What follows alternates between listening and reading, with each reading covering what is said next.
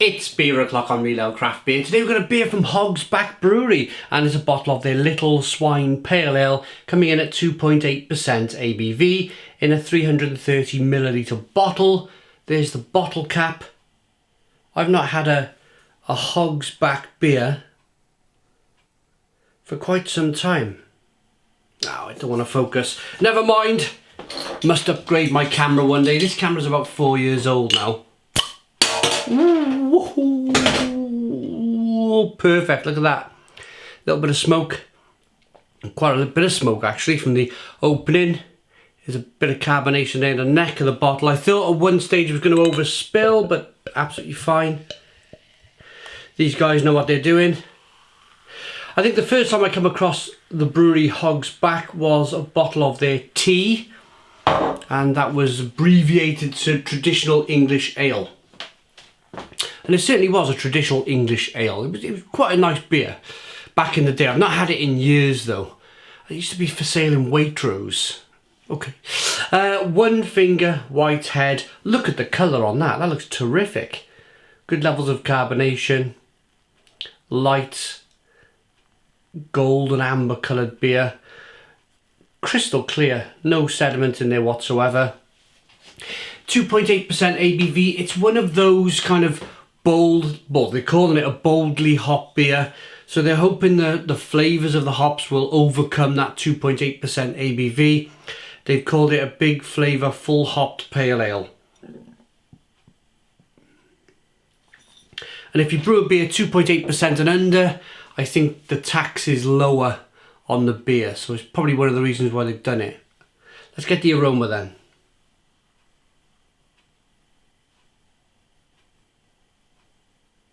Citrusy, definitely citrusy, grapefruity kind of. You get that regional brewer smell about it. I think once a brewery hits a certain size, or they've grown slowly and they hit that kind of regional brewery status where they brew a certain number of hectolitres of beer each year.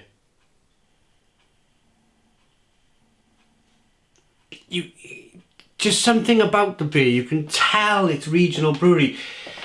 It's almost being brewed by the accountant.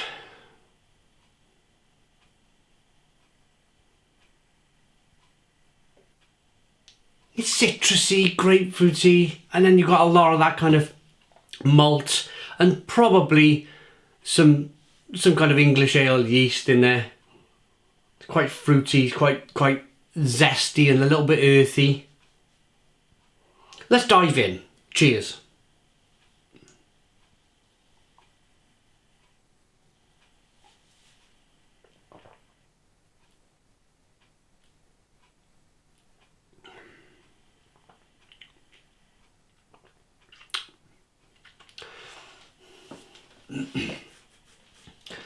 Actually, for what it is, for the 2.8% ABV beer, I've certainly had worse tasting.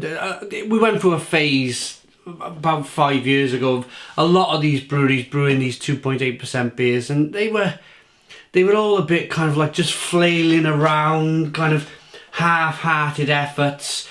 I had a really good one, maybe from Cloudwater or Verdant, just to show that it can be done. This is...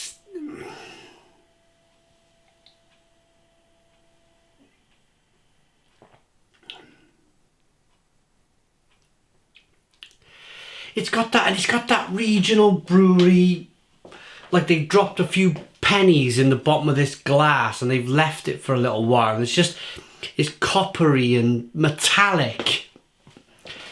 Why? I don't understand that. You know, the owner of this brewery probably set out, I want to own a brewery, I want to run a brewery, I want to make good beer, because the beer I'm drinking at the moment that's generally why people open breweries, is the beer they've been drinking for a number of years is not as good as it used to be. And then they go full hog, excuse the pun, and do the same thing. It's coppery, metallic.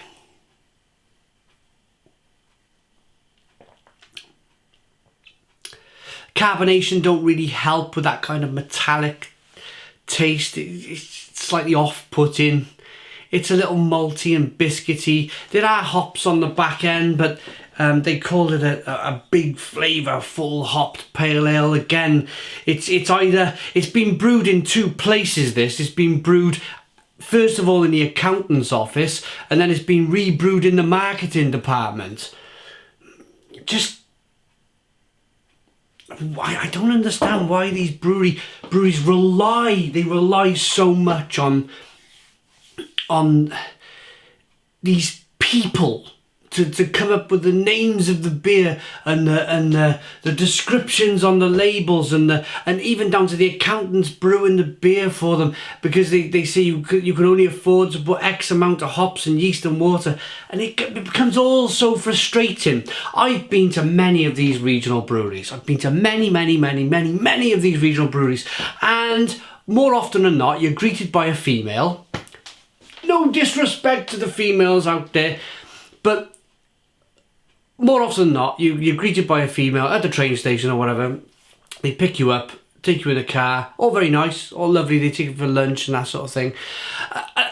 And then you get talking to them, and while you're having lunch, you see that they're either drinking a Coke or they got a glass of wine, and you say, and I always ask them, do you not like beer then? And they go, oh, well, I've just come out of uni, and I'm getting into beer, and I'm thinking, you've been employed to write labels, and you've been employed to come up with kind of snazzy wazzy names for the beers, and it would help if you liked beer in the first place, if you knew anything about beer. And I know I'm ranting now, I know I'm raving now, but it really does annoy me. It really does annoy me, because these breweries are going to be swallowed up. They're being swallowed up. Fuller's has been swallowed up by Asahi, and Green King have just been swallowed up by God knows who. I can't, some property company in Singapore or something. I don't know. But it's because they're static. It's because they're old in their ways. It's because they got no new ideas. They've got no... Even the coats had enough and fallen off the coat hook. There's no originality. It's almost like a half-hearted effort now. Oh, we've made it now. We're Hogs Back Brewery. We've made it. We'll just carry on producing these, sticking out these beers and hope people will like them. Static probably growth. Growth is in decline. They're probably more concerned about the pubs that they own and how many meals they can sell, how much money they can make off each table per meal. It becomes less and less about the beer. It's a shame. It's a real shame, because I wanted a lot from this beer. If you want to try it, it's available in Tesco. Part of that new range of Tesco's beers. It's not that good. Let's rate it. Just frustration. Just complete and utter frustration from this beer.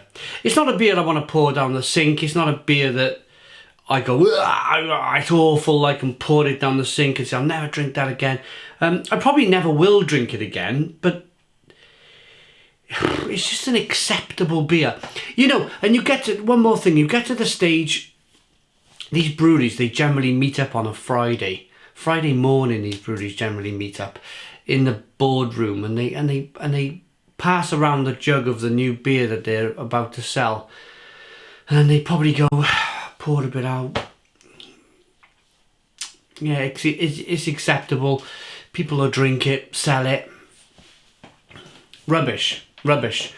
3 out of 10. 3 out of 10 from Real Ale Craft Beer. Please put your comments in the comments box. Subscribe to our daily beer and food reviews. Give us a big fat thumbs up. Boom. Cheers.